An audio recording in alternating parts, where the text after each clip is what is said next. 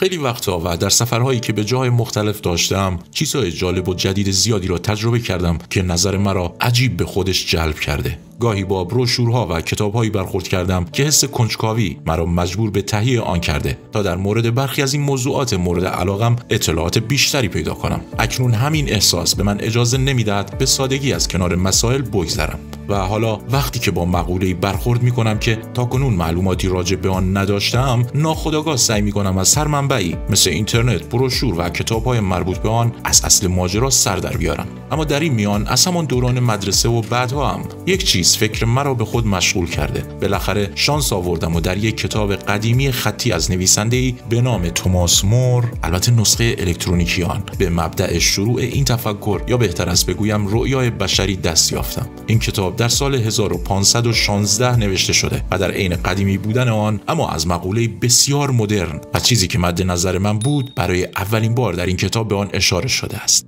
یوتوپیا، آرمانشهر یا همان مدینه فاضله، برای اولین بار در این کتاب و با توضیح لاتین، امیدوارم تا حدی بتونم تلفظ اونو درست بگم. به هر حال لبلس ویا اوریاس نک ماینوس سالیتاریس کم فستیووس دی اپتیمو ریپوبلیکا ستاچیو داکیو انسولا یوتوپیا. خب خودتون شنیدید که لاتین من کمی نم کشیده، اما احتمالاً از عهده ترجمه آن بهتر بر بیام. کتابچه‌ای واقعاً طلایی، کمتر از سرگرمی در بهترین ایالت جمهوری و جزیره جدید اوتوپیا.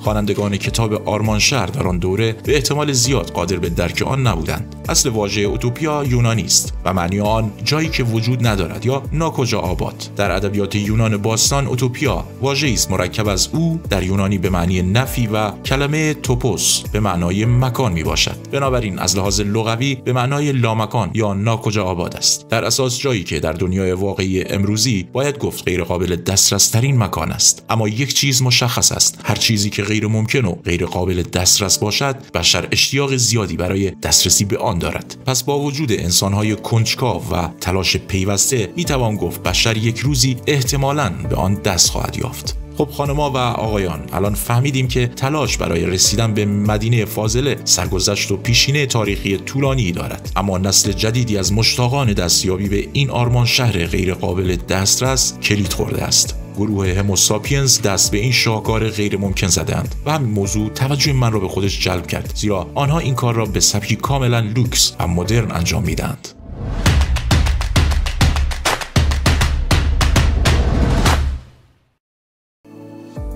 نام این پروژه است نئوم، یک ابرشهر 500 میلیارد دلاری در دست احداث. مقامات بالای عربستان سعودی آن را تحت عنوان بلند پروازانه ترین پروژه جهان توصیف می کنند. نئوم داستان ما بناست در مساحتی به بزرگی حدود 16500 کیلومتر مربع ساخته شود که به 16 بخش و منطقه مختلف در کناره ساحلی دریای سرخ تقسیم و در شمال غربی استان تبوک عربستان سعودی واقع شده است. در این فیلم چشمانداز پیشفرض نئوم را به عنوان شهر رؤیاهای جسورانه خواهید دید. مردان و زنانی که در پیریزی این ایده خلاقانه و متحیر کننده مشارکت دارند ادعا می کنند که این یک چشمانداز از تجربه آینده ای مدرن در نئوم خواهد بود. در واقع ریشه کلمه نئوم به معنای آینده جدید قابل فهمتر است. ایده حقیقی نئوم روشن است: یک تازی جاه طلبانه در نوآوری و ابراز برتری. آیا این دیدگاه درستی است؟ شاهزاده محمد ابن سلمان در اکتبر 2018 به رسانه بلومبرگ گفت که نئوم در سال 2025 به پایان میرسد و فاز اول این پروژه به تازگی به پایان رسیده است. احتمالاً این نام برای برخی از شما طرفداران لوکس و تجملات آشنا باشد، زیرا سبک زندگی مجلل هم با او غریبه نیست. شاهزاده محمد ابن سلمان فرد مشهوری است. قایق سیاحتی زیبای 500 میلیون دلاری، کاخ شیتوی فرانسوی 300 میلیون دلاری و نقاشی 450 میلیون دلاری لئوناردو داوینچی تنها طبق برآورد اقلام بولد دارایی‌های وی.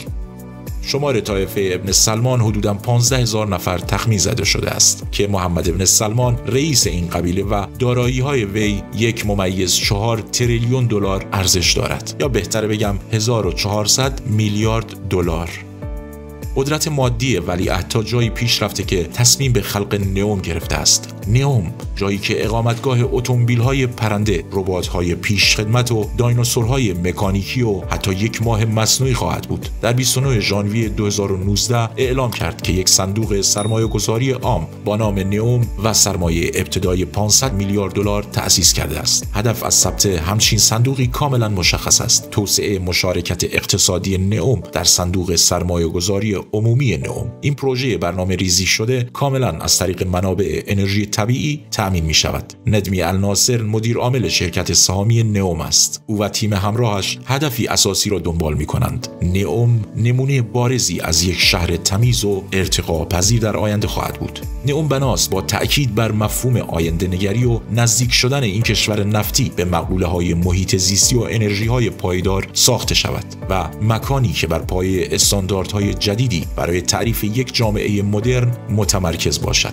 نظافت و بهداشت محیط زیست و استفاده مؤثر و مولد از فناوری روز در حال طراحی است. به گونه‌ای ساخته و طراحی می شود که از زیرساخت‌های صرف جویانه و زیست محیطی منسوخ و قدیمی در سایر کشورها کاملا بدور خواهد بود. موقعیت این شهر آینده به گونه‌ای است که بیشک دستیابی به این هدف یا آرمان شهر را امکان پذیر می کند. نئوم از نظر استراتژیک در یکی از برجسته‌ترین تقاطع‌های تجاری جهان واقع شده است. موقعیت این نقطه حساس بر روی کره زمین باعث به وجود آمدن ایده ساخت نئوم شده است، زیرا مکانی است عالی برای نوآوری و دانش و تجارت. به دلیل همجواری با هند و اروپا 40% از جمعیت کل جهان در کمتر از 4 ساعت قادر به دستیابی به نئوم خواهند بود. اما فقط به دلیل جای قرار گرفتن نئوم بر روی نقشه نیست که حائز اهمیت است، بلکه جغرافیای آن نیز بسیار متفاوت است. چشماندازهای دیدنی و جذاب این شهر جدید مکانی متنوع و زمینهای بکر نزدیک دریا یا سواحلی که در سایه کوههای نزدیک آن پناه گرفته است، آب و هوای معتدل مدیترانه‌ای، نسیم خنک دریای سرخ و عدم وجود بارندگی زیاد به طور قابل توجهی شهر را نسبت به دیگر جاهای سوزان خاورمیانه خنک نگه خواهد داشت. نئوم همچنین با بیش از 280 مایل نوار ساحلی، جزایر زیبا، صخره‌های مرجانی و کوههایی با قله‌های به ارتفاع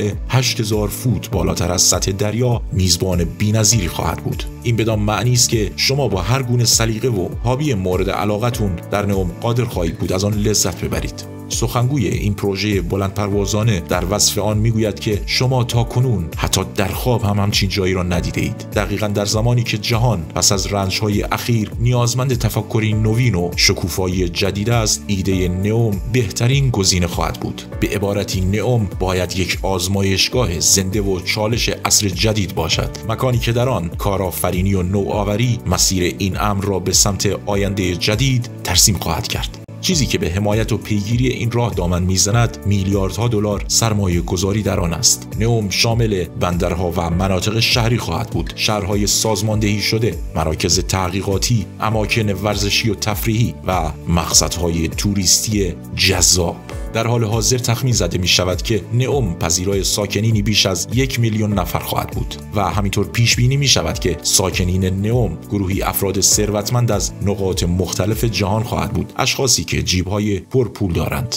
این چشمانداز سلطنت مآبانه محمد ابن سلمان و عربستان سعودی که قطب اصلی برنامه چشمانداز 2030 به حساب می آید، برای رشد و پیشرفت اقتصادی سعودی ها و موقعیت این کشور در ایفای نقش پیشرو در توسعه جهانی قرار دارد. نئوم بخش جدایی ناپذیر از رؤیاهای عربستان سعودی برای تبدیل شدن به ابرقدرت جهان است. اگرچه روند ساخت و بودجه آن ابتدا از جانب سعودی ها کلید خورد، اما یک پروژه بین المللی به شمار میاد که هدایت و بودجه آن از طرف افرادی در سراسر جهان تامین می شود. در طول سالیان دراز سعودی ها دوستان زیادی از همه جا پیدا کردند. البته بیش از هر چیز به لطف ذخایر نفت در فروش و تجارت این طلای سیاه مهمترین دروازه اقتصاد عربستان در طول تاریخ بوده است.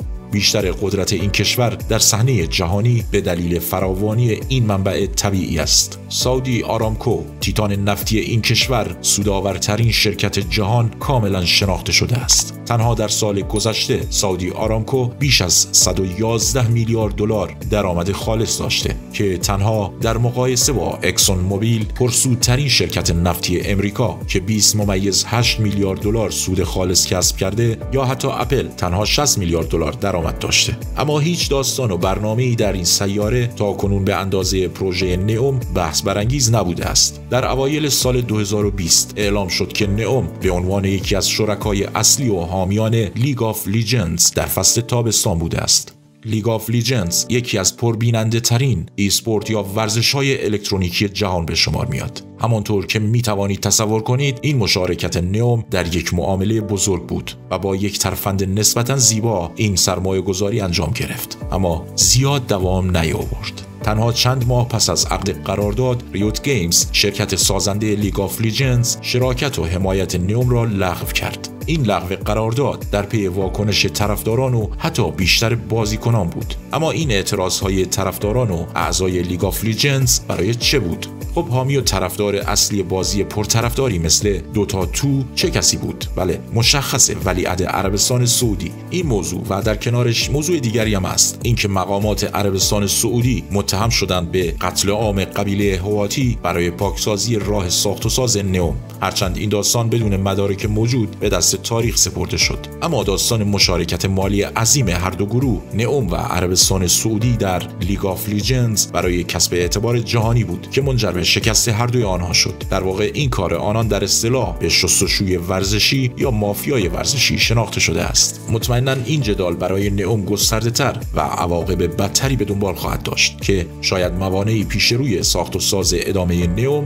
بگذارد. اما فراموش نکنید که دلیل اصلی شروع این پروژه در وهله اول این بود که عربستان سعودی را از غول نفتی به مسیر مطلوبتر و دائمی‌تری هدایت کند، تبدیل شدن به یک رهبر جهانی در فناوری و نوآوری. یک شهر 500 میلیارد دلاری مطمئناً میتواند فرصتی باشد برای بازخرید کردن این کشور و تغییر مسیر درآمدزایی. البته نه تنها باعث تغییراتی در اقتصاد این کشور بلکه در صحنه جهانی هم خواهد بود. خب نظر شما چیست در مورد این طرح جذاب و بلند پروازانه نئوم؟ آیا شما هم فکر می‌کنید که مانند بسیاری از ایده‌های جسورانه دیگر این رویا هم محو خواهد شد؟ یا فکر می‌کنید عربستان سعودی کشوری ایدئال است برای چنین طرحی؟ اگر از ویدیو امروز ما لذت بردید در کامنت ها برامون بنویسید یا لایک کنید. بعد ما ویدیو بعدی یا شاید هم بعدی‌تر